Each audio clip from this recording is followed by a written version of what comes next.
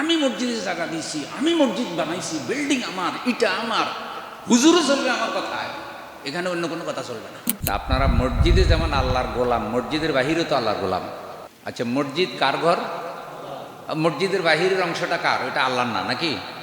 ওইটাও যদি আল্লাহর হয় তাহলে ওখানে যা কোরআন হাদিস বিরোধী কথা হবে এগুলির আলোচনা কেন মসজিদে করা যাবে না? কে বানাইলো এই আইন?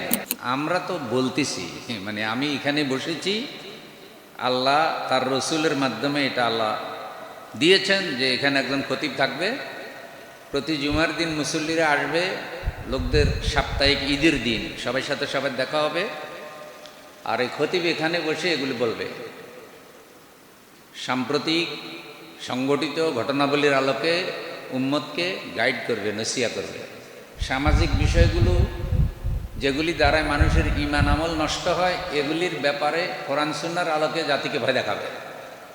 কিন্তু যদিও আমরা মিম্বারে বসে সামাজিক অনেক বিষয়ে কথা বলতে পারি না, বললে কয় কি হুজুর ধর্মীয় কথা কন, এগুলি কন কিলে, কোরআন হাদিসের কথা কন, এগুলি কন কেন? তার মানে এগুলি কোরআন হাদিসের বাইরে, এটা বুঝাইতেছে, যেটা আলাদা জগৎ।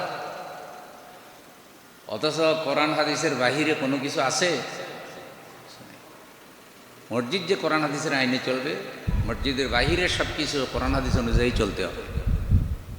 আচ্ছা, আপনি একটু সহজে বুঝেন তো, আপনারা আমার সামনে যে মুসল্লির ভাইরা আছেন, আপনারা আল্লাহর আহ্বানে এসেছেন, আপনারা আল্লাহর মেহমান। কার মেহমান? হাইয়া আলাস সালাহ, ইযা নুদিয়া লিস-সালাহ মিন ইয়াউমিল জুমআহ ফাসআউ ইলা যিকরিল্লাহ। যে জুমার দিন যখন তোমাদেরকে সালাতের জন্য ডাকা হয়, সব কাজকর্ম ছেড়ে দিয়ে প্রতিযোগিতা করে তোমরা জুমার দিকে দৌড়াও, সেই প্রতিযোগিতা আপনারা এসেছেন। তা আপনারা মসজিদে যেমন আল্লাহর গোলাম, মসজিদের বাহিরেও তো আল্লাহর গোলাম। আচ্ছা, মসজিদ কার ঘর? মসজিদের বাহিরের অংশটা কার? ওইটা আল্লাহর না নাকি? ওইটাও যদি আল্লাহর হয় তাহলে ওখানে যা কোরআন হাদিস বিরোধী কথা হবে এগুলির আলোচনা কেন মসজিদে করা যাবে না? কে বানাইলো এই আইন? সে হলো জালিম।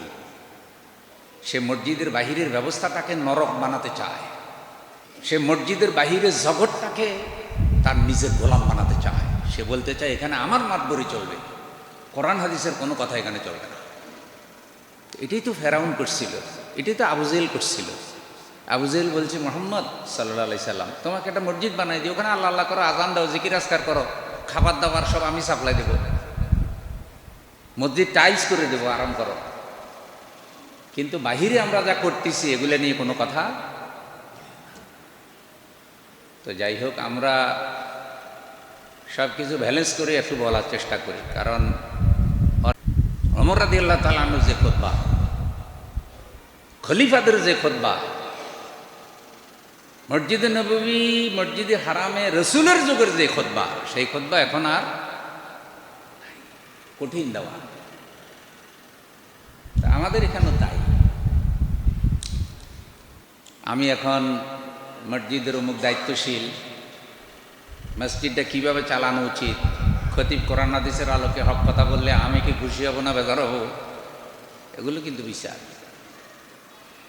বহু মসজিদে মসজিদ কমিটি অবিচার প্রতিষ্ঠা করে রাখছে, এমন মসজিদ আছে না নাই?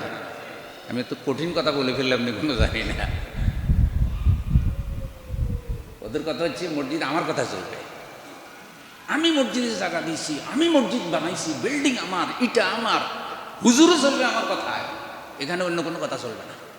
ভাই, আল্লাহর ঘরে কি এগুলো চলে?